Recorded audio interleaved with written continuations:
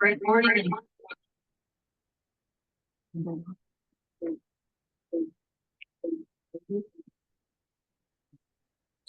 I am on mute, but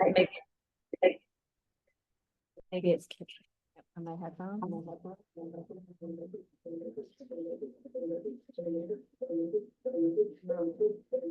Oh,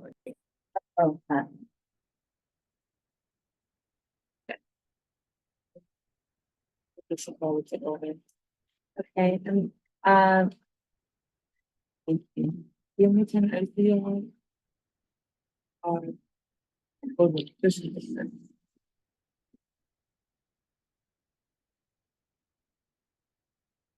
right. Good evening, everyone. Thank you for coming to the CEC May business meeting. Today is Tuesday, June 10th, 2025, and I'm the CEC Vice President, Leslie King, and I will be calling this meeting to order at 6:40. We are coming to you from the District 15 office at 131 Livingston Street. I would like to ask everyone here to please sign the attendance sheet at the back of the room.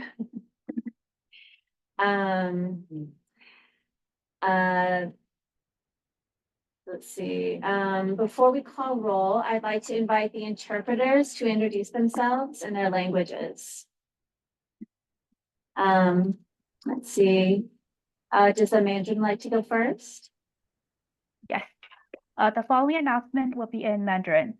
大家晚上好，如果需要普通话翻译，请拨打电话号码347-966-4114，并输入 ID 号676-610-968井号。再说一次，电话号码是347-966-4114，并输入 ID 号676-610-968井号。请在电话线上保持静音，非常感谢大家的合作。The Mandarin announcement has been made. You may now proceed.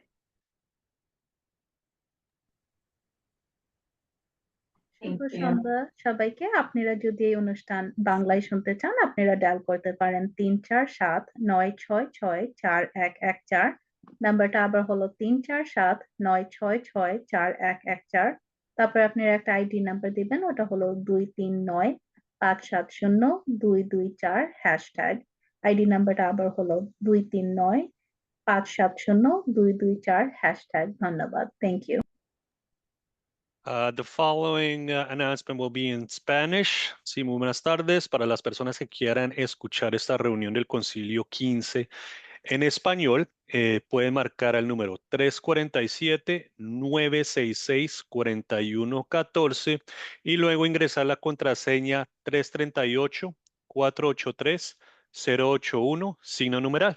Repito, para las personas que quieran escuchar esta reunión en español, pueden marcar al teléfono 347-966-4114 y luego ingresar la contraseña 338-483-081, signo numeral.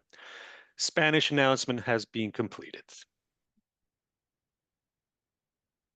Thank you. Okay.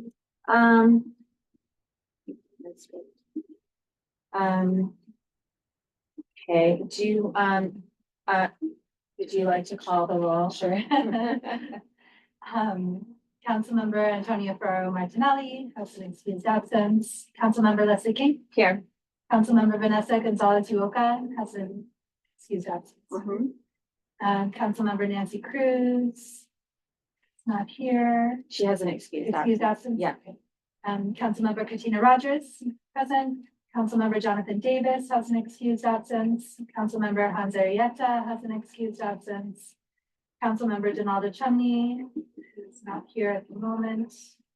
Councilmember Nancy Randall is not here, and Councilmember Kwame Egerton. Have you heard from any of us? Okay. Okay. Thank you for coming to the District 15 Community Education Council tonight. We appreciate your time and we're glad that you could join us.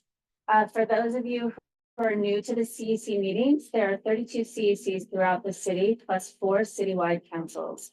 Each CEC represents a community school district, and each is made up of 12 volunteer members, 10 of whom are elected by parents in the district.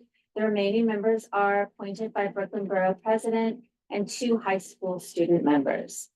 CEC is a state mandated public body responsible for ensuring that public school parents and the public have input in educational decisions that are made at the school district level. Our council reviews education policies and advocates for high school quality education that benefit all of our district public elementary and middle school students. CEC 15 serves 38 elementary and middle schools, 3 pre-K sites, and 1 high school under the oversight of our superintendent. CEC members serve an advisory role on the education matters to the district superintendent, the chancellor of the Department of Education, and the state and the city elected officials.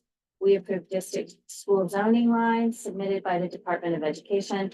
We evaluate our district superintendent, we review the district's educational programs, and we support school leadership teams. We also submit recommendations for the School Construction Authority Annual Capital Plan. And as of recent amendments to the law, CEC is advised in the selection of parent coordinators. We actively seek input and feedback from the public and encourage you to visit our website, cecd15.org, and write to us about any issues you may want to address or learn about. Each school has a CEC liaison, and all of our names and contact information are available on our website. Would you like to read the parliamentarian? Sure. Okay. Tonight's business meeting is in person and will include a public comment period. We will take both remote and in-person comments to gather additional feedback from our families and school community members.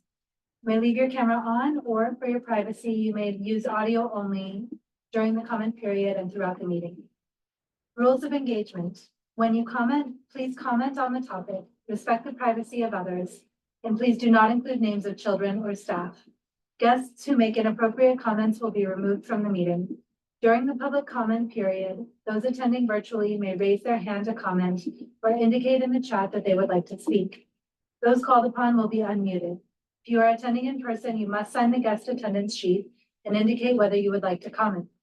Speakers will be called on one at a time and will be allowed 1 minute each for comment.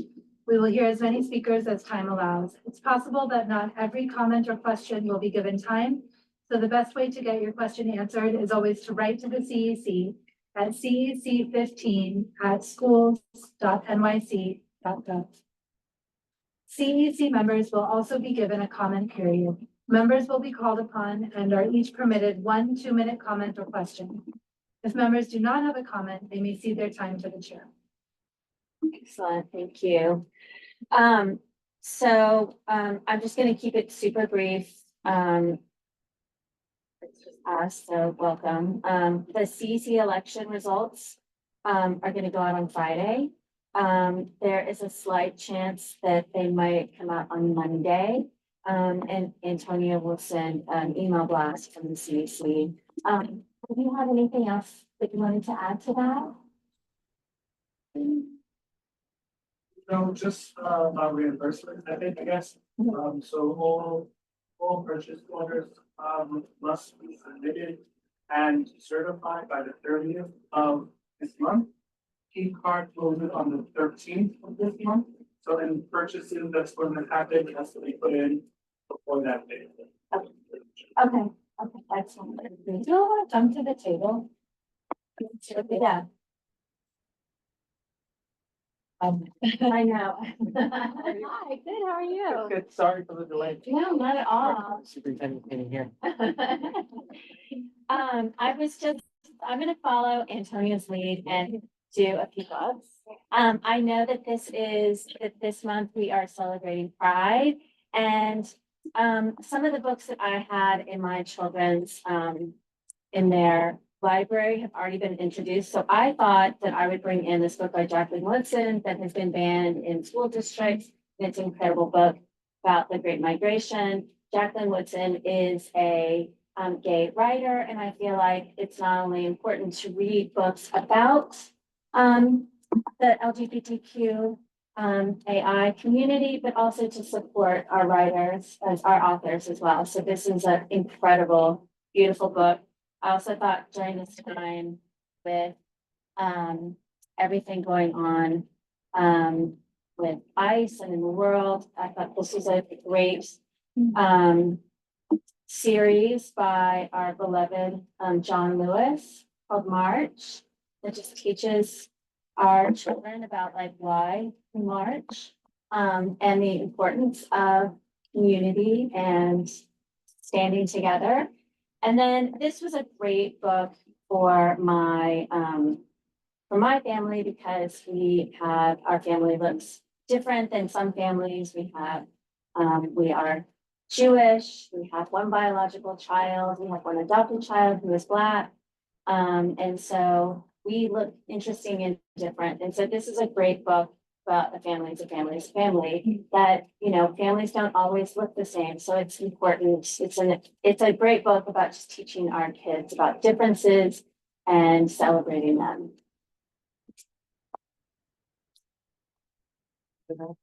Oh. I don't know, just for YouTube purposes, in your place.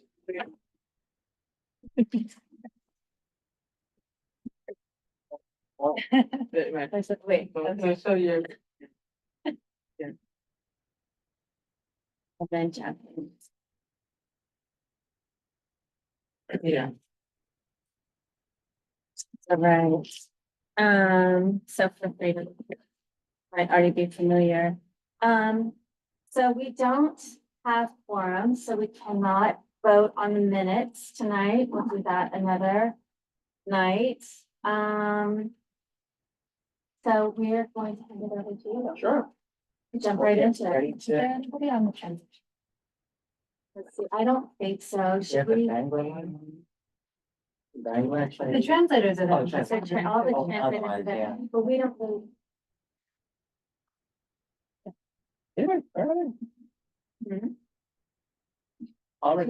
Yeah, we were just wondering if we don't have anybody on our, I would keep them there just in case somebody does show up late. or Yeah. whatever for a few minutes. Okay. Right? That way, in case they show up late, no one can say they didn't get their service. Yeah, exactly. Okay.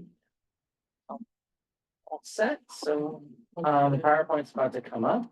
And we're gonna begin the fiscal year 2026 contract for excellence and class size engagement. And so this is for the fiscal year proposal for 2026 proposal. And so on the next slide, the contract for excellence background, I'm gonna read some of this, but I'm also gonna add some nuances about District 15 that might be connected, but you could see the throughway around the work. And so contract for excellence legislation was established as part of the 2007-2008 enacted state budget under foundation aid and requires that a portion of the foundation aid be used for specific restricted purposes.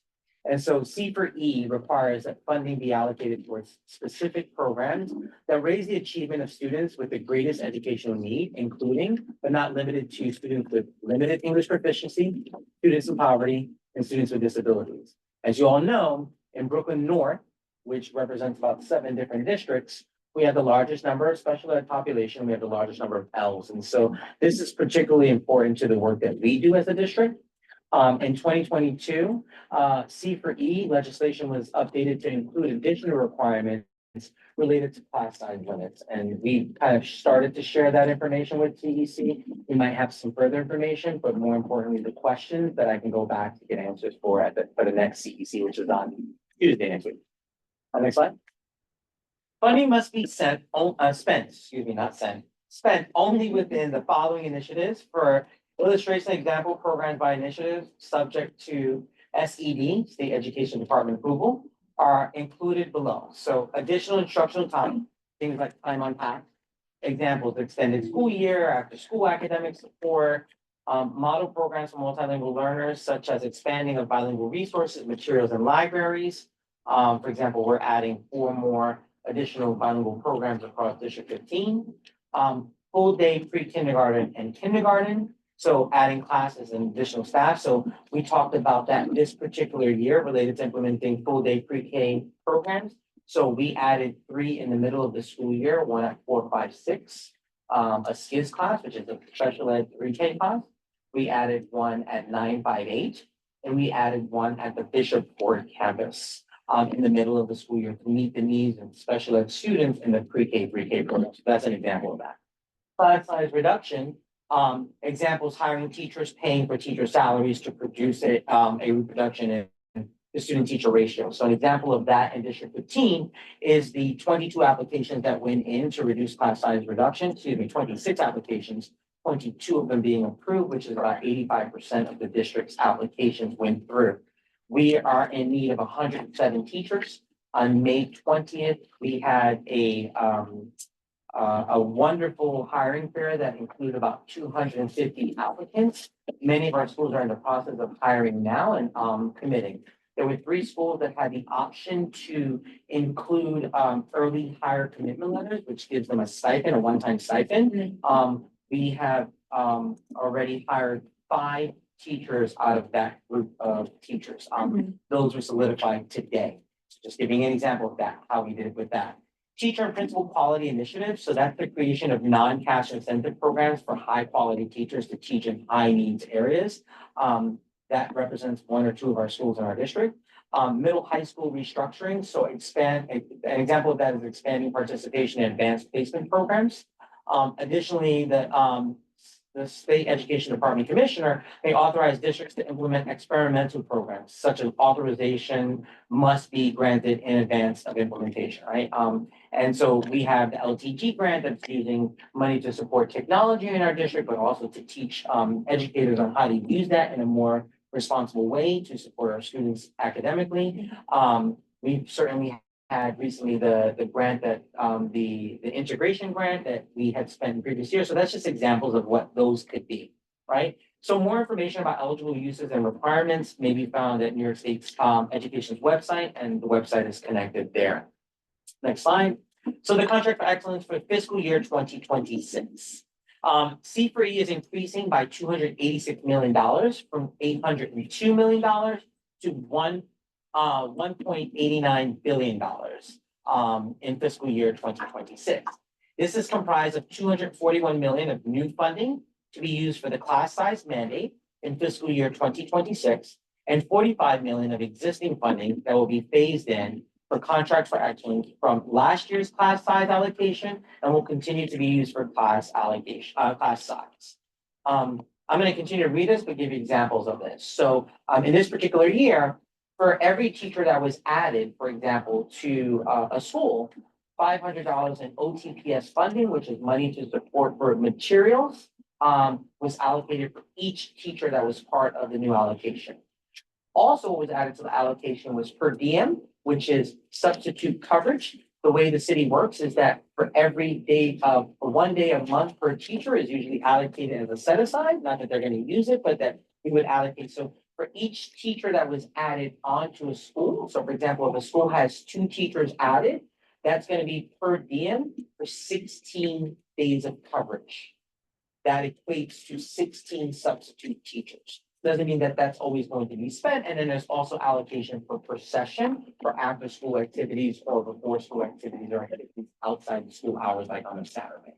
And so that was also allocated to schools. Some schools asked for other things. So for example, at PS 58, they requested for a 6-period prep coverage in their class size reduction application. They received about $3,500 to cover that 6-period prep for the additional teachers that they've added to their funding source so that it covers that.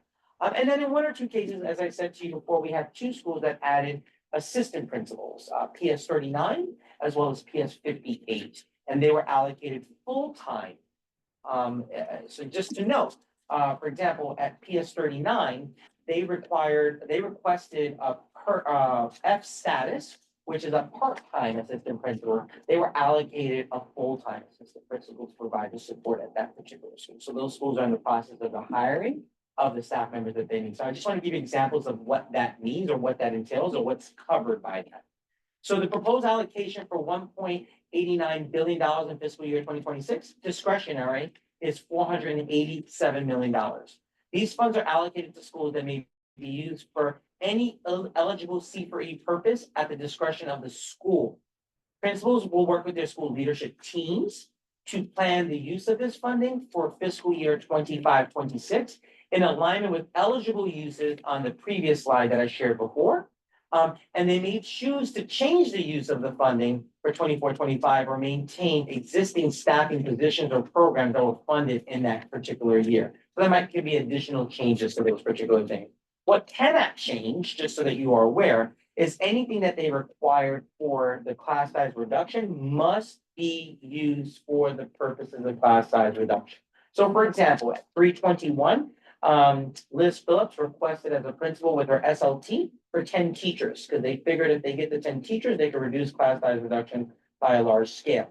Well, with getting those 10 teachers, she must use the funding for those 10 teachers for the purposes of class size reduction. So in other words, she can't go into the next year's fiscal budget saying, I need to rob Peter to pay Paul in a sense. I need to take money from here to pay for this. She cannot do that. It has to be for what she put in the application that was agreed upon by Central, UFT, CSA, and the SLT committee that met to create the application. So just giving you context for that, right? Yeah. Targeted and maintenance of effort. This is $602 million of that $1.89 billion, right? These funds are allocated to schools to support of specific eligible programs. Schools receiving allocations were chosen based on overall student need and capacity to carry out the specific program. So for example, $241 million is new contract for excellence for class size reduction mandate. That's how much money was used for the class size reduction mandate. 45 million was to continue the class size reduction mandate from the previous year, right? So every year we keep adding funding towards class size reduction. What they're doing is differentiating the difference between the first year of money for class size reduction, which is 45 million, and this current year's class size reduction plan for next year, which is 241 million, drastically different from 45 million, right? $183 million towards fair student funding. $87 million for ICT or integrated co-teaching classrooms, $30 million for the summer program, which we all are about to experience currently in the Summer Rising program, $9 million for full-time daycare, day pre-K programs, and $7 million for autism spectrum disorder classrooms. So that's how the money was allocated from the 602 million. Next slide. So for District 15, and this is specific to District 15, discretionary funds were $12.8 million, which is 42%, 42.33% of money that schools decide on the use with allowable programs. It's important to note that it's in alignment to the CEP. As a district, one of the charges for the district is to monitor how money is being used at schools in alignment to the CEP. And so schools are scheduled starting as early as this week to have budget meetings to allocate their funding already for the next fiscal year. And someone from my team, whether it's Deirdre Keys, our executive director, Nicole Lanzalato, our deputy superintendent, or myself as a superintendent, we will be sitting in every single principal's budget meeting to look at how they're utilizing the funding and ensuring that it's aligned to the CEP, which is also discussed at the school level at SLTs. The new contract for excellence for class size reduction mandate, which is targeted schools must spend this money for this purposes, which is what I shared with you earlier, is $6.7 million, roughly 22.46% of our district's budget. Fair student funding, which is targets schools must spend for the particular purposes that are aligned to that, which is $4.8 million, 15.9% of the district's budget. ICT, integrated co-teaching classroom in our district is almost $3.6 million, which is 11.9% of our district's funding. And then phase in for class size. Schools must spend the money for this purpose. There's about almost close to 800,000, which is 2.62%. Summer programming for this district is costing us $500,000, which is 1.675% of our district funding. Full day pre-kindergarten, which must target our district's pre-K programs, that's 1.93%, which is about $585,000. And then ASD programs, those are our NEST and Horizon programs. You're seeing that additional allocation, $358,731, that is the additional finally agreed upon, I'm able to share tonight that the ASD Horizon Middle School program for the Sunset Park area at Middle School 428 will exist in District 15 come fiscal year 2025-2026, which is September. We finally got that approved. I had to fight on that. Those parents will be notified that our District 15 parents who have already accepted seats other places will have first access to that program in our district, starting with Sunset Park first and working its way down across the rest of the district. So we now have a Horizon ASD program in District 15 Good for job. middle school. Good job. So we're happy about that. And that totals the $30.2 million, which is 100% of District 15's overall budget. So public comments for contracts for excellence. We're going to take public feedback regarding the contract for excellence plan into account in the coming weeks as we continue to work towards complying with this actual mandate. And the deadline to submit public comments for contract for excellence plan is on July 8th, 2025. Educators, parents, caregivers alike, and all other members of the New York City community may submit their comments by email to contractsforexcellence@schools.nyc.gov or CONTRACTSFOREXCELLENCE@schools.nyc.gov. Next slide, class size reduction plan. A draft plan has been submitted, has been posted as a part of the Contracts for Excellence public process. Members of the public are able to give feedback through this process. Following public feedback, New York City Public Schools will work with the teachers and principals unions to finalize the plan. And under the law, these unions must sign off on the plan prior to it being finalized. The plan outlines school level policies and central level policies. The summary of the draft class size reduction plan, and I'm going to get into a little bit about how it impacts District 15 in the overall scheme of class size reduction. That is a city mandate and not an individual district or school mandate by year, but that's actually a city mandate by the whole city. So New York City is considered one school district to the state that's broken up into 32 community school districts.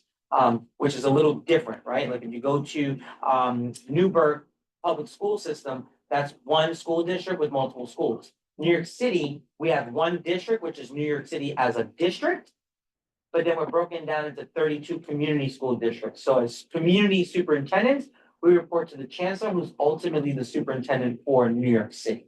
And I bring that up because it's important when it comes to understanding class size reduction and the plan, because there's a lot of miscommunication or understanding of every school has to be at a certain place each year. Some of our schools are already at 100%, right?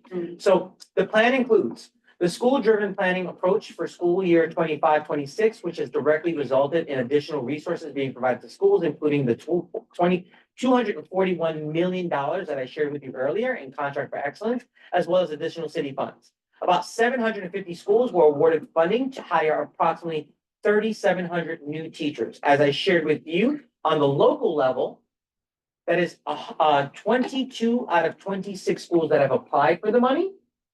And out of the 22 schools, we're going to need 107 teachers out of that 3,700 teachers for District 15. Schools have already been doing their due diligence and already hiring. For example, I can give an example of 321, who I just spoke to today. Out of the 10 teachers, she's already selected 7 of her 10 teachers already.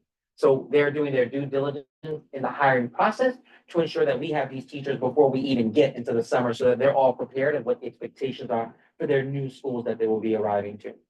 Plans were developed in consultation with SLTs by individual schools. Plans were then reviewed by New York City Public Schools, which is a representative from my team, along with the budget and HR directors of the district. And then as well as the United Federation Teachers who reviewed the plans, as well as the Council for School Supervisors who also reviewed the plan. And the approvals came from a united constituency from parents at the local school community with their leadership to district level to central level. And then the unions. Data showing that 46% of classes across New York City public schools were below the caps for the school year 24-25, which is above the 40% required by law for this particular school year. Next year, we have to reach to 60%. District 15 is already at 48%. That doesn't include the 22 schools that were awarded funding for next school year, which will bring us close to the 60%, if not over the 60% for next year, which would still have us above the city's expectation and requirements of 60%. There are some districts that are struggling more than others because of space limitations. We have been able to start working with district planning as well as space planning and with partnerships with CEC and thinking about what can we do. For example, last year you saw I was having the conversation about 2 schools and the possibility of a merger. That still exists depending on where we are at this point going forward. There have been updates on the results of the principal space survey and work to convert rooms into instructional spaces that New York City Public School anticipates may result in additional 1,500 seats in schools without space to comply. SCA has expanded the capital approach to respond to class size law and localized class size needs. So for example, with School Construction Authority, I was just met a few weeks ago about the possibility of another space that exists near 2 schools that may not have the capacity to get to the 100%, but getting this space might be able to provide the 100% for those 2 schools. And so I'm in conversations because I'm still negotiating with School Construction Authority what they can do with that space to ensure that our kids have access to all the amenities that any school should have, such as a gym, such as the cafeteria space, especially if it's going to be a middle school, which would require them to receive middle school space for gym. So I just want to give you heads up, but I haven't shared yet because I don't even have the plans yet, but it's something that we're thinking about as we're thinking about 2025, 2026, 2027, and ultimately 2028.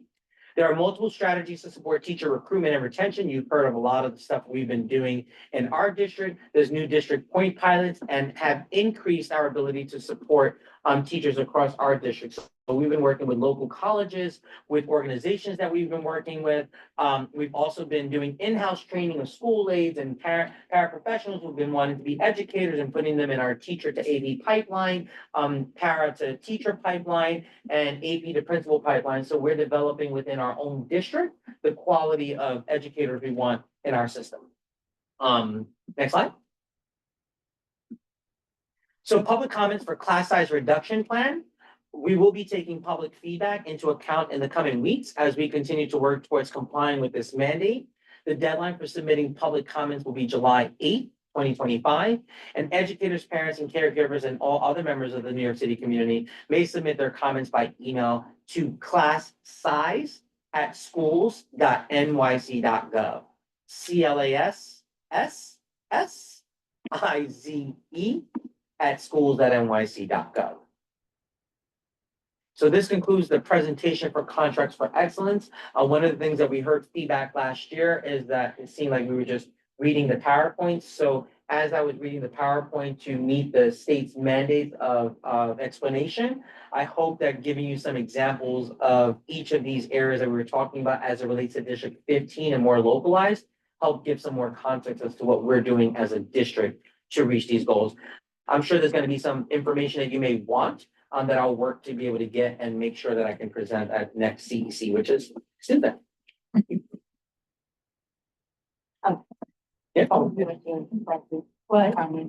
Oh, Yeah, that's what I was waiting for. Yeah. yeah, go ahead. You should. Sure, okay, are there any comments or questions from people on Zoom?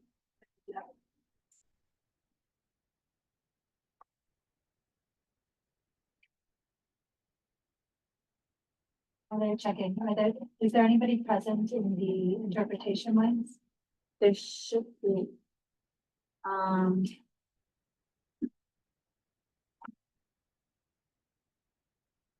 Any comments or questions on the Mandarin interpretation line? No, there isn't any comments or questions on the Mandarin line. Thank you. No comments or questions on the Spanish line either. Thank you. And Bangla? No comments in Bangladesh. Thank you. Welcome. Great. So CEC members, Imelda, do you have comments or questions right now? Yeah, I have a few, just one general question that may lead to others. Thank you for doing the legwork on getting the program established for students with autism in Sunset Park. Or for District 15 more widely, but located in Sunset Park. My question is about, these are a lot of really big numbers here, and it's so nice to see that money is allocated to class size reduction. But where does the rubber meet the road for parents next year who are looking at class sizes of 28 in first grade, 27 in kindergarten? When do parents actually get to hear? Pause, you may not actually need to look at charter or private schools.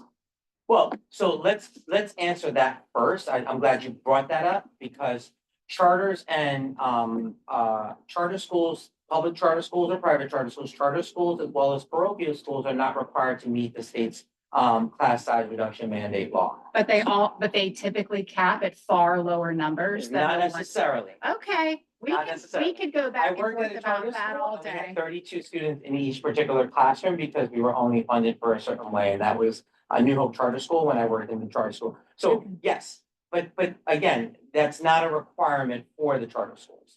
But to address that, that's something that we're working towards. That's why I made it clear that the state mandate is that we have to meet it as a city.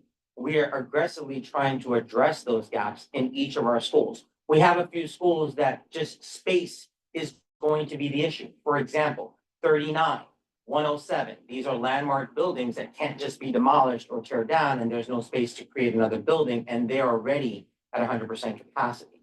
So we're in the process of figuring those particular schools out with alternative measures, which I'm working with School Construction Authority and looking at certain sites within those areas that there might be possibilities of things we can do. I brought up the idea of 839 and 130, where we have another site that's within a few blocks distance that I'm working on thinking about as it relates to that. So superintendents are charged with identifying where the gaps are and trying to figure out how do we close those gaps. So to your point, to tell the parents about next year, that's something that the city is trying to figure out and still working on, and there is not a full solution to that because again, where we're charged with is meeting the expectations from year to year to year. Currently, we are meeting that. This year, we were supposed to meet it by 40%. While I understand the expectation of parents in terms of class size and what does that mean to me versus what does that mean to the neighboring school, I do want to remind everyone that the intent and purpose behind the class size law reduction was really to ensure that we supported the most marginalized schools and marginalized students within communities across New York City public schools. And I can tell you that the schools that we have that are most marginalized across our district are meeting the 100% threshold already. Where we're not seeing that is pockets of areas such as 107, 30, 39, which are Park Slope communities. Not to say that they don't deserve to have smaller class size, but really the intent behind the actual law was to support the most marginalized. And so we're tackling that from year to year to year and addressing the gaps that currently exist while trying to close the gap for other schools. So like, I'm still doing that within the Park Slope community. So PS10 is one of those schools that's overutilized, right? And we know that they have a large capacity, they have a large number of students for the capacity of the building holds. So their classes have a tendency to be larger. We're still trying to address those schools. What that SLT did, and if I'm correct, continue, you can correct me as well. What that SLT did was decided that they were going to tackle small class size reduction starting in the earlier grades first as they move up the grades. And why? Because academically the school is doing fine. So they wanted to start targeting it. So they're creating an elevation from, they started with K1 and 2, or I think it was K and 1. And so that next year, when they put in for class size reduction money, it would be second and third. And so they will eventually meet the class size expectation, which is what we're supposed to meet as a city and not by individual school and individual classroom. That's a state mandate that's for the city and not necessarily for each individual classroom and school. So that's what we're trying to do now. I understand what you're trying to do. My question was about, so candidly, I understand that 107 isn't getting reduced class size reduction funding this year, right? Yeah. Right. So like using them as an example of what people are working on is a little confusing because the question is about how money is being applied now. Mhm. And my question specifically was, when will parents at schools know how their children's class size are being reduced? So you just gave an example of what the SLT at PS10 decided to do. Yeah. We have a district of 41 schools. 41 schools. So when will parents in the other 40 schools become aware? Is it when they get their children's like class roster on the first week of school? Because like all of this money is completely decontextualized from the average parent experience. So it's decontextualized from my experience wholeheartedly. And I'm just kind of asking, I'm deliberately asking for much more clarity and transparency in how these funds are being applied at each school. And so the funding sources, as you are aware, as a former superintendent and principal, schools receive their particular budgets. Schools are supposed to be having conversations with their SLTs. In their conversations, they're supposed to be talking about their annual budgets for their schools and the plans that they have for their individual schools. Every school is expected to do that. What's happening right now is schools are planning their budgets for their fiscal budgets right now. So they haven't had the meetings for their fiscal budgets, which is why they haven't met with their school communities. I would anticipate that once schools have allocated their funding with their fiscal budgets, which is, we have meetings already scheduled this week and next week and the following week, they will then eventually have conversations with their SLTs, which they will be able to share with their larger community. That's usually the way it goes because schools run their individual budgets. So they're the ones who, as you saw earlier in the discretionary funds, they decide what those allocations are in alignment to their CEPs. We're going to be part of those conversations to ensure that those things are actually happening and they don't try to misallocate funds in misalignment of their CEP, but also in terms of the class size mandates. The budget and HR directors already know what those particular mandates are. So those things are already going to be infused into the conversation for the fiscal year budgets that principals are planned to meet with the districts and the budget and HR directors in the next week, second week, and third week for the remainder of the year, because they have 41 schools to do, right, for my district. The expectation then is that each school is having conversations with their SLT and then share the information about what classes will look like for next year for the particular communities that they serve in their individual schools. Okay, that's a really helpful answer. My last question is, why is this process happening so late this year? The process has always happened essentially this late for the past 2 to 3 years. Well, I'm sorry. Yeah. Okay, that's fine. That's the entire answer to the question. Yeah. I know that we have a bleeding of capacity in the system, and this particular set of chancellors and mayors are woefully incompetent at actually getting things done in a timely manner. I sit on an SLT. We already had our June meeting. There is not further opportunity to consult about this. I am not in any way, look, we're all at the mercy of the system we're operating under, and this is mayoral control. I will be quiet now. Thank you. Yeah, but Actually, yeah, the frustration is reading that. I completely understand. Okay, thank you. I'm sorry. I completely empathize and completely 100% understand Thank from you. where you're coming from. I think that's always been a concern in our system, that the budgets come out so late. But there's other variables that are beyond me as to why some of these things happen. That's what I was trying to get to the bottom of, Yeah. and I appreciate and understand that like we used to do this in April and May, and now we do it in late June, and it does not allow anyone to do their best work. That is all. Thank you. Listen, you answered some of the questions that I had, and Denaldo, those are such great questions, Yeah. but I'm just wondering, like, actually, how are they gonna do it, like, the limitations of space, like, so many schools are already just like Yeah. bursting at the seams, like, how are they gonna? So the answer is going to be a few things. We haven't gotten there yet, but eventually it will impact pre-K and pre-K programs that might be in a school building if there's no space capacity. So for example, and I don't have that on the top of my head, but let's say one of those school sites doesn't have the capacity, for example, PS10 doesn't have the capacity. Eventually they may lose their pre-K 3K program, right? Because we're required and charged to service K to 12 as our number one priority as a school district in New York City Public Schools. Yeah. Universal pre-K is in addition to that. So that might be one thing that happens. There might be a request or an ask to eventually have conversations about the possibility of rezoning areas of our district, which is in partnership with CEC because you guys all approved zoning lines and stuff like that. So there would probably in District 15 would be extensive conversations about this and the impact it's gonna have and what those lines would be, right? I'm thinking far ahead, but to answer your question, those are some of the options. And then we're also aggressively looking for other spaces and other ideas in terms of mergers and things like that that might create the conditions to be able to support the requirements of the law. The reality is we can't build schools as fast as we need to implement this law. So is there a reality of the possibility of some schools getting exemptions? Yes. But that's something that has to be agreed upon by New York City Public Schools, UFT, and CSA. which they haven't gotten to that point because we haven't gotten to that point of where the threshold we're supposed to meet for the law at this time. Right. But will those conversations probably happen? Yes. What might happen? There could be a lot of things. Parents may decide they want to keep their children. Parents may decide they don't want to keep. There's a lot of variables that I can't get to until we get to those particular points. Right now, what I'm aggressively trying to do is continue to stay above the fray from where the city as a whole is expected to be. So if we were at 40% this year, we made it to 48%. So if we're supposed to meet 60%, my goal is to get to 68 or 70%. So I'm always above the fray and already anticipating a plan going forward. I have already started anticipating things such as the Bishop Ford site, for example. Moving 428 to their new building that they're getting in 2026, 2027, right? Using the old space from the St. Michael's building and how I reallocate that space for support.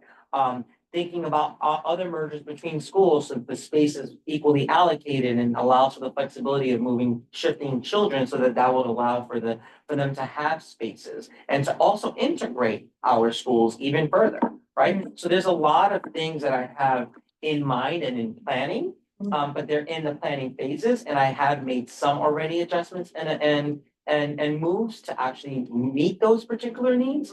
We're going to continue to be aggressive like that. There are some other districts that unfortunately can't be as aggressive as I'm being because they physically don't have space now. They were already districts that were already in need of new buildings before because they were overcrowded. Right. So we have to see where those things happen, land from year to year to year. And that's kind of how we're planning for this with an anticipation of always at least 1 year ahead to meet those needs. I just had one other Yeah. thought. It's like you mentioned that, that some schools might have to lose their pre-K and their 3K. I just think that whenever there's any kind of change, there's always some sort of there's unintended. Yes. So that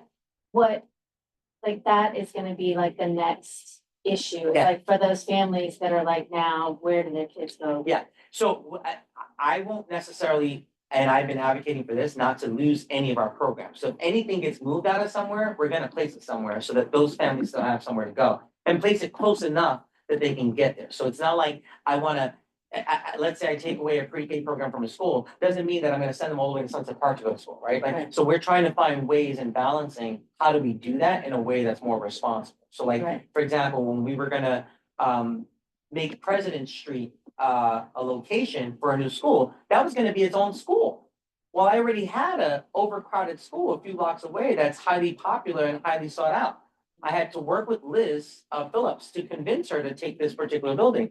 As a result of taking this building, we were able to add pre-K to her site and still make room for class size reduction in her community. So Right. her community got access to more seats for 3K and pre-K children of their own community. And we were able to expand where she in our district, she had the largest number of new teachers that are being added for class size reduction. So those are methods that I'm looking at. When I looked into the PS10 and 295, which is not completely off the table, but still a thought in mind, that's what I'm thinking about. 295 under capacity to PS10 over capacity. How do I balance that out within a community that's within a 1.5 block radius that could meet more class size reduction for both school communities? Right. And so those are things that I'm thinking about. Do I keep them separate schools because they have their separate identities, but allocate more space to PS10 to have maybe their 4th and 5th grade at a particular site so that they can expand their building? Those are Right. other things that I'm thinking about that I will constantly keep in communication with the CEC about my plans. But those plans are literally to try to make sure that people aren't losing their school identity. People are not feeling that they're being shoved into another location, but that they're getting the space that's needed in order to meet class size reduction, even if it does create a little bit of a shuffle, so to speak. So it's gonna be uncomfortable, but you get to keep that identity and not lose much of anything. And that's what I'm Yeah. trying to work towards, which is a hard thing to navigate in District 15 right now. Yeah. Because you don't want people to lose out what they have already. So I think in speaking to Donalda's child's school, right, 29, that's a highly sought school. It's an old building. It needs more space. And where do we get that space? In a neighborhood that there's no space at all, right? And so it's figuring out how do we do that so that they don't lose who they are as their identity but still make sure that they have access to be able to have class size reduction as well. Yeah. And to at least get to 100%, or at least close to 100%, right? Mhm. So those are things, dilemmas that we're kind of dealing with, that we're trying to figure out as we go, to be honest. And that's what I'm working on. That's great. I mean, I was at the last meeting, we were at the new Route 21.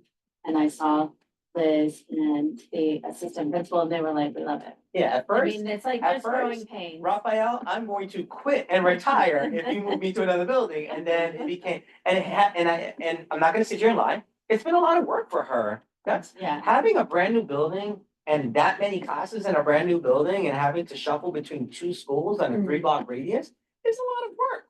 So Liz is a strong, formidable woman who has some strong APs, strong teachers, and a strong community, and they made it work. And so that's where I'm trying to figure those types of things out. Yeah. I'm also eyeing a few other spaces that are within our district that have been given to other people that I feel is necessary for us.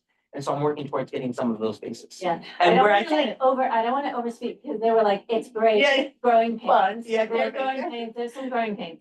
Yeah, and also thinking where I can and where I'm able to push. So Warren Hill High School for International Studies and Digital Tech and Success Academy, they lost about 250 students at Success Academy over the past 2 to 3 years. So what have I been doing? Putting a lot of pressure so that those schools can get their spaces back. Because if we're thinking about providing spaces, and that's a little bit to Denal's point earlier when she talked about the charter schools, when do we get our spaces back so that we can make room for class size reduction if we are the ones who are charged by the state to provide for class size reduction? Charters are not. So why are we going to continue to give them space in our public schools if in fact we have to make room for the students because we are mandated by law to do so? So when can we actually eventually move them out of our spaces to meet the class size reduction, even if it means a school having to be co-located, right? Yeah. So like if there's a school in that area of 107 that has space because there's a charter school, can we get that space so that 107 can expand to be able to meet the class size reduction to be equitable to them as well? Right. And so to that point, those are all the nuances that I'm kind of dealing with. That's very complicated, but we're trying to get through, and I'm at least fortunate to say that we're above the district's expectations right now. So that's a good thing for our district, especially for a highly sought out district, because what you recognize is usually the highly sought out districts have a harder time in meeting the class size reduction compared to the districts that are struggling or may have other variables that are their enrollments are so low, right? Yeah. What's the goal in terms of reduction? Do we want just in terms of gen ed specifically? Do we want just 10 children? So it's not just the goal 15. for, I'm glad you brought that up. It's not the goal just for gen ed, it's for all grades. So even in an ICT class where currently you could have up to 12 students in an ICT class, that would reduce to 9 special ed students in an ICT class. That would also reduce for kindergarten to 22 students from grades 3 through 5 and 6 students 3 through 8 and 9 through 12, 25 students. So that's drastically reducing the class size for grades across our system, where currently kindergarten's at 25, 28 if you have a para in the classroom. For first grade through 8th grade, for first grade through 5th grade, 32. For for middle school, depending on if you're Title I or not Title I, is 30 or 33 students. And then high school, so pretty much 32, 33 kids, right? The law has also changed for physical education, where in the past, a gym teacher could be with up to 50 students, now is up to 40 students. So there's gonna also be a need for when phys ed teachers are having students, up to 40 students and not necessarily 50 students, which is a reduction of 10 students for each phys ed class. And for elementary, it's slightly different because there are nuances with the state law that allows for teachers to cover phys ed versus middle school, they have to be fully licensed because that is a phys ed is a physical requirement of graduation for 8th grade. Prior to 8th grade, everything is a promotional ceremony. We call it graduation, but they're promotional ceremonies, stepping up ceremonies.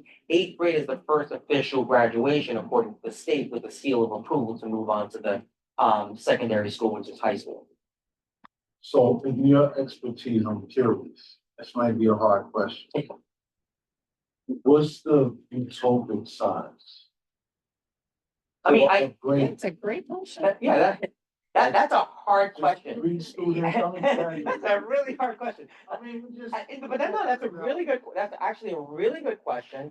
And that's really a hard question for me to answer, Kwame, because, from my perspective, having been a teacher, assistant principal, coach, all these positions, I don't necessarily personally believe it always has to do with the class size, but more has to do with the professional learning and background and expertise that a teacher has in pedagogy and content.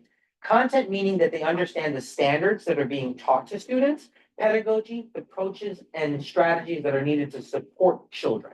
So I have seen some classes where a teacher can handle 40 kids and have every kid on task, doing the job, doing well, performing well. And I've seen some teachers have 12 kids who can't even perform well with the 12 students. So for me, it's not necessary, for me, in my expertise, it hasn't always necessarily been the amount of students in the class, but the quality of the instruction that goes in the class. Because part of the quality of the instruction that happens in the class is not only the teacher expertise in content and pedagogy, but it's also how the child feels. If I feel respected, if I feel supported, if I have been made to feel confident, I'm gonna do whatever you want me to do as a teacher to do my best. And I'm gonna show up for you every single time. In some cases, there are some students who don't necessarily feel confident with the person in front of them. So they're less likely to take risks, which is harder for you to identify if they struggle or not, outside of an assessment or something like that. Make sense? So it's a nuance that's really hard for me, but generally speaking, I can say that having smaller class sizes, particularly for your most marginalized groups of kids, can make a difference. Why do I say that? When you're already struggling, if you're in a smaller group, you have more one-to-one time with that classroom teacher, or more opportunities for one-to-one or small group time with that classroom teacher. The larger the group, if there are several children in that group that are struggling, it's harder for the teacher to be able to support if they don't have, if they're not experts in that content and pedagogy that I talked about earlier. So it's a nuance that it does help to have smaller class size, but it doesn't help every class to have to be smaller class size, because that's not what the issue is. The issue is the range in which what children come with and the expertise with what the teacher has to provide with what children come with. So that's a nuance that pretty, I don't know if it answered your question, but I'm giving you like the complexity of why Being honest. you can and can't, could and couldn't, right? I kind of gave both, right? So I mean, yeah, I asked. that's a really good question though. Thank you. I asked, and I'm not gonna be wrong about it. I asked because I've been hearing about New York City's classroom sizes since I was in elementary school. And they're too big, and I get where, the dysfunction can happen in that kind of environment. Yeah, And my concern is, like, these numbers, like 25, that's still a lot. Yeah. You know, for me personally, Yeah. that, so 3 different generations. Yeah. So for me, my utopic number for Gen Ed would be like 15 to 12. That's great. now you're talking about the adults in school, the fields in school, the hard math. City kids to get a class size like that. Raphael, who's better? Nobody. Now that we're on the same page, we got a school right around the corner for Horace, man. What about that? There's more space, there's more support, yada, yada. Probably listen, I answered it as I'm just professionally saying, as I could, but you gave the most down-to-earth answer that we could have. Okay, Yes, but I'll leave in it a there. utopic world, I would say, for grades 3 through 8, 18 to 20 students. For grades K through 2, which I think are more critical because that's where you learn how to read and read smaller things, I would say anywhere between 12 to 15 kids. That's utopia. Don't quote me in an article. Utopia, no, but that is a utopia, and I agree with that. If you had 12 kids to teach how to read and you knew how to teach how to read, every kid would know how to read. Oh, man. What a That's beautiful my world. answer. So I'm striving to get there at some point. Yeah. Let's turn some of these buildings into classrooms. I'm Amen. gonna talk to my. Amen. on people. But good questions. You got my ears red. Mommy, you've never got my ears red. My ears are very red. Man. You got me good today. That was good. Ooh, you got me red. I usually don't get flustered. Being quoted in the post, don't you? You feel it, you feel it. Oh, man. I usually don't get flustered like that, but you got me good. No, that's actually good. You're doing your job. Listen, you guys are doing your job. It's great. We appreciate you and we Yeah. thank you for being here to take our questions and to also defend the system that is sometimes indefensible. Thank you. Understood. Yeah. Well, and this isn't really a question, but I mean, sure, an exceptional teacher can teach a room of 40 kids Yeah. and a room of 12 Mhm. kids. But I don't know any teacher who would say, I would Agreed. love to have 40 kids Agreed. instead of, I 18 agree. kids. And I think one of the things that I haven't heard much about in the conversation about class size reduction is that teacher working conditions are student learning conditions. And that the smaller classes are good for teacher workload. Yeah. And I'm 100% agreeing with that. Yeah. 100%. That's why I'm in 100% agreement with what Kwame said. I was just trying to skirt around what his possibilities are. But he got me good. I have to answer it regardless. And 15 and 18, I gave you the numbers. I do have two questions. Sure. One, I think is simple. The funds that are mandated for ICT classrooms. ICT classrooms have to have a gen ed teacher and a special ed teacher Yes. in the classroom. Pretty much, yes. Okay. For some reason, there was some confusion about that, about whether the special ed teacher could be like roaming across different classes. If you have Yes. departmentalization, they can roam with the group of students that are going to the next class. With the Yes, students. Yes, Okay. yes. Yeah. Because the special, and the gen ed teacher Right. stay in the room, the special ed teacher is usually the one who moves with the groups, Okay. correct? But- Because she's there to support the special ed Right. portion of the gen, right? But they So- wouldn't serve like 10 special ed kids over here and then switch over to this classroom and serve 10 special ed kids for the afternoon. Yeah, I don't. That's not the way ICT works. No, full-time ICT, Full-time. because there are some students that may be part-time ICT, Okay. where there's that flexibility where I might not need it in math class, but I need it in ELA. Yeah. I might not need it in science, but I might need it in Right. social studies, and that just Okay. depends on what is worked on the IEP, yes. Okay. Yeah. And then for the funds that are targeted for specific use, charters are not held to those. They're not. They get their bucket of money. Correct. And I mean, charter schools don't even have to have Yeah. all of their teachers certified. Parochial So schools don't either, though. Yeah. So I don't know if you're aware, they just have to have a Yeah, bachelor's but degree. they don't get our money. To some extent now, have you been looking at the Supreme Court and some of the decisions that are Yes. trying to be made around providing Yeah. funding, public funding for the parochial schools? Yeah. So it's coming. And has anything changed on the Brooklyn Rise charter situation that we know? No, not that I'm aware of yet. I do have some ideas that I want to share at the next CEC. I just want to solidify some answers. I have some ideas of what we can do. They unfortunately are doing it on the day that I have 88 students going to Lion King with their parents, Aw. as a celebration for the work that they did in performing the Lion King as a district. And Aw. so all their families are going, so we're excited about that. So Yeah, fun. Yeah, Thank you. but yeah, I'll get back to you for that. I'm concerned about that. And I know it's on our agenda for next time, but just feels really pressing. Yeah, because it's Thursday. Thank you. Sure. Okay. I had tougher questions than I usually have at a regular CEC meeting. This is the business one. Okay, all right. Okay, so, we already did questions on there. No, unless there's No. anything else you guys Well, want to we- say apart from this. No, I don't think so. I think now we're just going to move to the, treasurer's report. I'll see you all next week. Thank you Have a so wonderful much. night. Take care. Thank you. Good Stay job. calm. Thanks for being here. Yeah, Thanks, Thank Samantha. you. Oh, thank you, sir. Thank you. I'm trying to know that. You know what? You're succeeding. Keep going. We all have an election coming up. Yeah, primaries, We- 4 days. Praise the Lord. Right? Yeah. Treasurer's report, which Shanice very kindly put together for me because I completely forgot. But we still have a lot of money left. We have $13,000 left. We're not gonna be able to spend it all.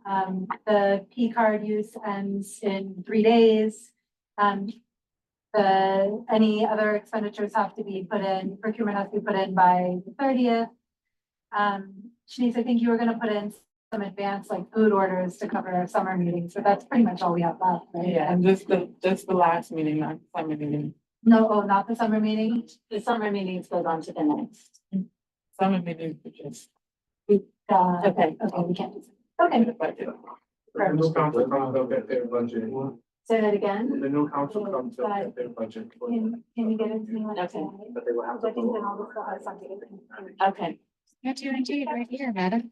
Yeah, so, oh, perfect. Yeah, so, that's the other last thing is expenses that are pending. We want to give you your money though, like, Is that? I know, I need to get, So Antonia needs to sign. I could sign on her behalf, right? Because it's either treasurer or president. yeah. Okay. Yeah. When did those need to be in by? Well, I had ASAP. said, yeah, Monday. Oh, okay. But that. So here's what I was trying to, I was asking Anthony this the other day, actually, like the CEC handbook, I find to be not super helpful on this because it gives a deadline of the 30th, but it also says that if your expenses come in too close to the 30th, they might not get processed. And I feel that it would be a lot more helpful if there were just a deadline so that it's not on Right. Shanice or Antonia or me to say like, you know, well, today's still okay, tomorrow's still okay, but like when's the actual? Yeah. Currently, it should be inputted after your last meeting. So all reimbursements should be inputted right after your last meeting. So Okay. next week, So next week, Tuesday, your meeting happens, everything should be signed at that last meeting, all reimbursements and submitted directly after that. Okay. You have up to the 20th, I would say, to certify any purchase orders. So that means making sure that you got everything that you ordered. If you ordered supplies, making sure everything is here and certifying that you received service. Okay. okay, so yeah, if you can get them to us by next, No, try. And so No, I can help you. Yeah, I used to have that treasurer job. I can send you the forms and stuff or I can just send you what I did and you can adjust into it or whatever. No, it's fair. Believe me, I'm overwhelmed by this kind of like, put in the day, put in the thing, check the box, right? And it's like really, it's just very tedious, but I can help you. I've been on this. Yeah. Just text me and then we can like, it'll all get there. Yeah. The one thing, that's a slowdown on my part with the June reimbursement is that Verizon doesn't issue the bill until June 14th. So when they issue their little thing on their website and I can screenshot it, that's when I can submit my June. That's the only problem. Okay, So like we can, so I don't think you need receipts for the phone and internet. I don't. Oh, I've always submitted them. Okay, in that case, I can just submit tomorrow. Perfect. Great. Beautiful. Okay, good. Okay, that makes your life so much easier too. So when my brain starts buffering, it should probably be tomorrow-ish. Right, yeah, you can text me or I'll text you. Okay, cool. I'll be home. Thank you. And Anthony, thank you for your support too. Yeah, Appreciate thank it. you. Good things. Sweet. Yeah, so that's it for financial stuff. There was something else I was gonna mention, maybe not. That's it. And old business. What, oh, the superintendents, did you guys put in your, your, what do you call it?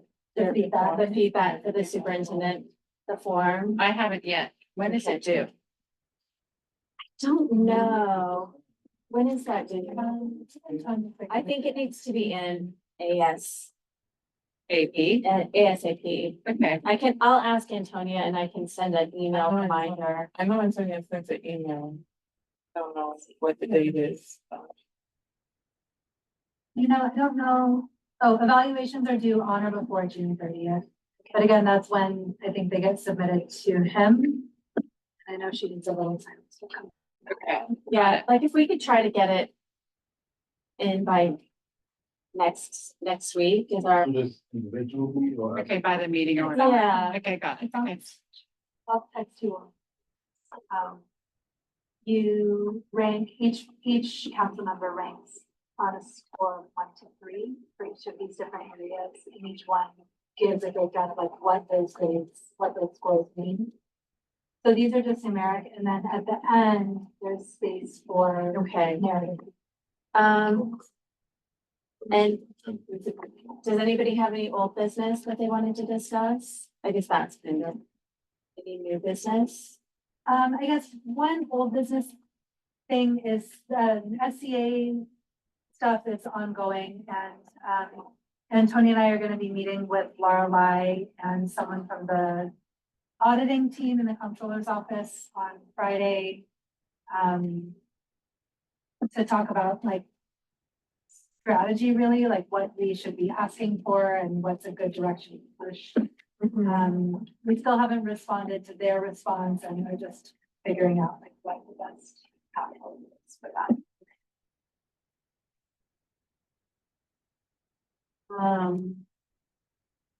Okay. I am going, what do I say? I would like to make a motion to adjourn the meeting. Does there need to be public comment? Oh, I don't think so. There's nobody here. Oh, Gary French. Who's not? Any comments from folks on Zoom or on the interpretation lines? Just for general public comment and questions. There are no questions on the Bangla line. Thank you. No questions on the Mandarin line. No questions on the Spanish line. Thank you so much, interpreters. I know it was a quiet meeting. Okay, great. Thank you, everyone. Thank you. I would like to make a motion to adjourn the meeting. Second, great. Thank you. 7:51. Perfect. Good night, everybody. Thank you. Thank you. Good night. Thank you. Good night, everyone. Bye. Bye. Thank Bye. you. I didn't look at your document and I'm sorry, I didn't really know. Document.